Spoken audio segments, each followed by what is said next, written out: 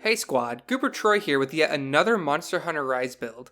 Because my previous Insect Glaive build gained a lot more interest than I anticipated, I thought this would be a perfect opportunity to launch a new series called Against the Grain. In this series, I will highlight some different builds that, while pretty niche and not likely to be meta, are still fun and functional.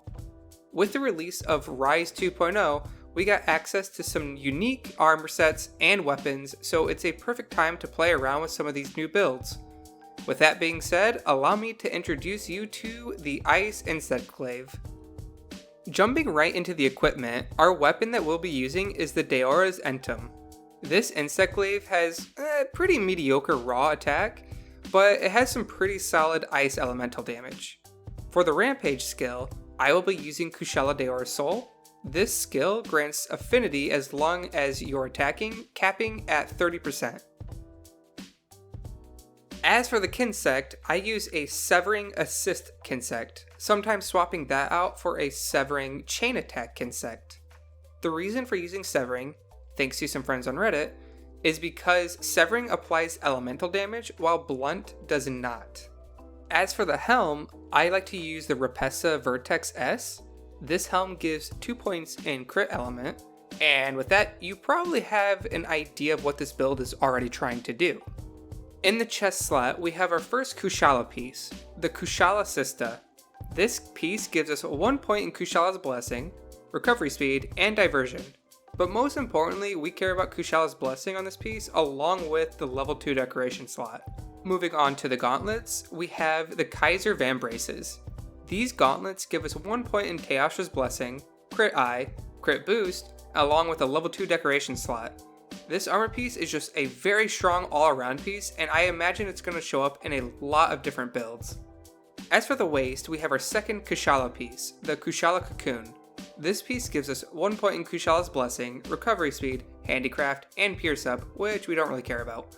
Having this second point in Kushala's Blessing will increase our ice attack by 10%. And for the legs, we have the Rajang piece, the Golden Hakaman. These legs give 2 points in crit boost and 1 point in lay in power.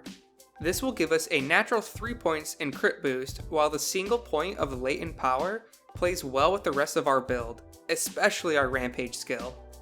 As for the Talisman, I'm making do with a Weakness Exploit 1 Talisman with a level 2 decoration slot. With all these pieces, this build will be using 5 level 1 decoration slots and 3 level 2 decorations. In the level 1 slots, I fill them with Frost Jewels to max out our ice attack.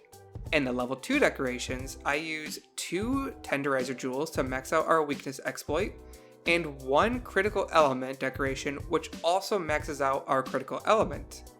In the end, the skills will look something similar to this. For switch skills, I run a standard Insect Glaive set with Advancing Round Slash, Tornado Slash, and Diving Wyvern. And that concludes the build. In summary, this build really tries to utilize Critical Element since the Kushala weapon has a sizable amount of elemental damage. With the Rampage skill plus Latent Power active, you will have a base 40% affinity. Adding in Weakness Exploit and the level 1 Critical Eye, and we're already at 95% affinity when hitting a weak spot, allowing this build to really take advantage of Critical Element effectively. So what do you think? Is this the type of wonky build you think you'd want to give a try? What sort of tweaks or improvements would you want to make? Let us know in the comments below.